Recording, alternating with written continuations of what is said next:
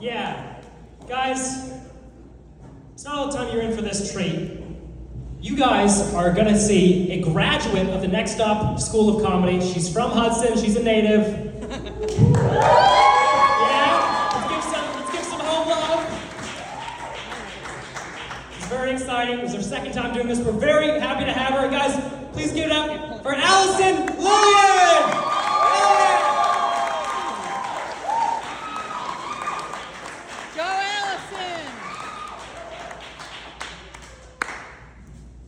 Hey, thank you.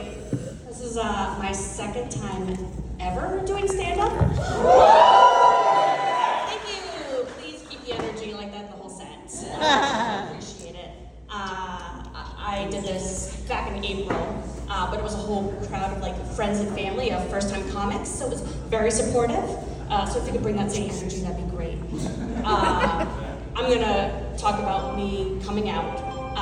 So if you're not into gay shit, this is a good time to like take a bathroom break. And if you choose to stay, thank you for being an ally. And you have to laugh at my set, otherwise it's a hate crime. Sorry, I don't make the rules. So I am. Yeah, so I came out like 2.5 years ago. And I've been an ally for years, but it's a lot when you're finally part of the community. There's a lot of history and culture and terminology. You're probably all familiar with the whole acronym alphabet soup that changes all the time. So I just like to tell people, I put the plus in LGBTQ plus because I'm extra.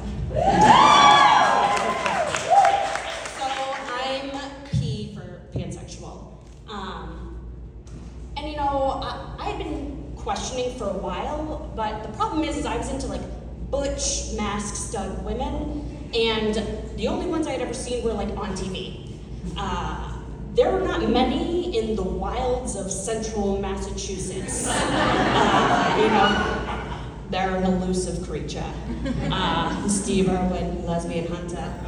Today we're gonna see if we can find us a bull dyke in their natural habitat, a Melissa Etheridge concert, and then a roller derby tournament. I was not in either, so I was not meeting any of these women.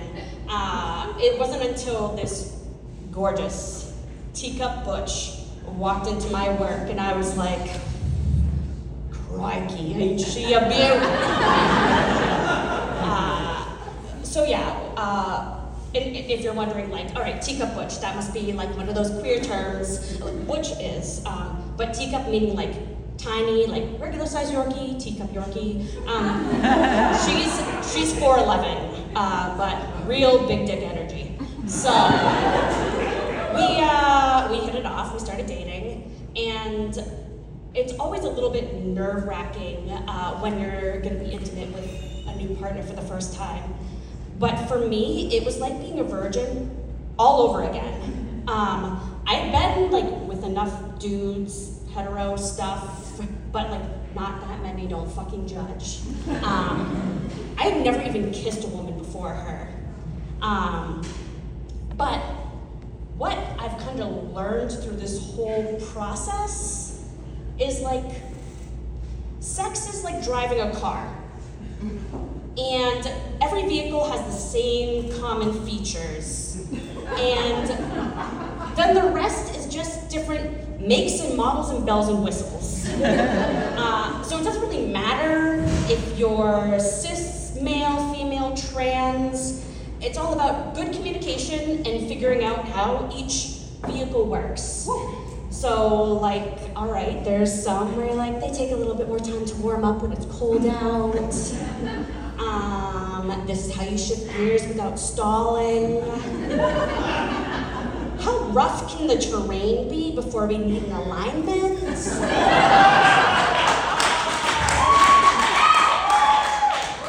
Which reminds me to call my physical therapist. So yeah, we were getting close to, you know, what was gonna be our first time, and I was like, you know, all right, we have similar makes and models. I'm just moving from the passenger seat to the driver's seat. And let me clear misconceptions. People always think like lesbian sex is like, no. I'm turning 40 this year. I'm a late in life lesbian. My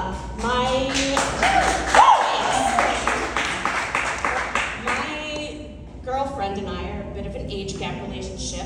She is more than 10 years older than me, but not a speck of rust. Still running smooth with the extra mileage. But yeah, so for us, so our driving style is more manual, if you catch my drift. So yeah, it's gonna be the first time, we're gonna be intimate together, and I'm like, all right, let me jump into the driver's seat, buckle up, safety first always, start the ignition, and pour, because I just did this instead of pressing the button. And the engine's purring, it's running smoothly, and, like I said, good intimacy is all about communication and figuring out how each other works.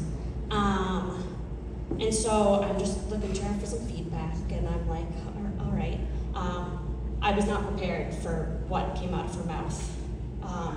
In this tender, vulnerable moment, the first time I'm in the undercarriage of this make and model, she says to me, "I'm punching your cat in the face right now."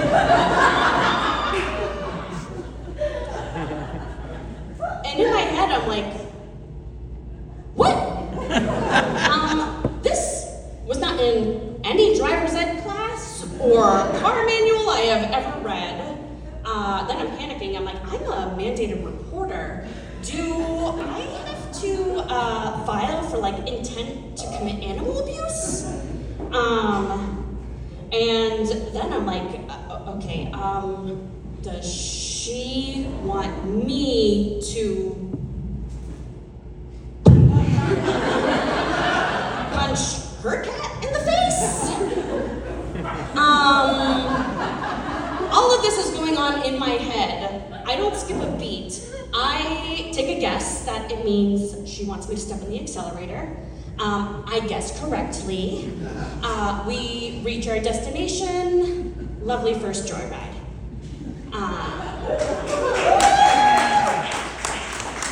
Thank you. I wish everyone gave me applause when I gave him an orgasm. So afterwards we're cuddling and we're being cute, and I'm like, hey, how was it? And she was like, oh, you're a natural. And I was like, okay, good. Question. The term punching your cat in the face, is that like a lesbian sex term? And she's like, nope. Okay. Is that something you say? And she's like, nope. I have never uttered those words to anyone in the bedroom ever. And I'm like, okay, I don't know if I should be flattered or appalled, but what did you mean? And she gets flustered and she's like, so I was just trying to think of something to say that would make you mad so you'd be a little more aggressive, so I threatened to punch your cat in the face.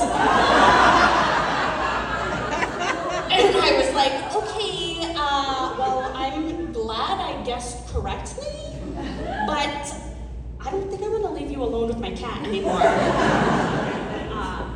So, hopefully you found my coming out story entertaining at least. Maybe a little enlightening. Maybe you're the type of person where you're like, no, we're a Toyota family. We only drive Toyotas. My next car will be a Toyota. That's all I'm gonna do. But maybe the next time you go on vacation, maybe you'll get a rental that's a Subaru. And for me, while I can say I've never driven a Jaguar, at least I have ridden a Cougar.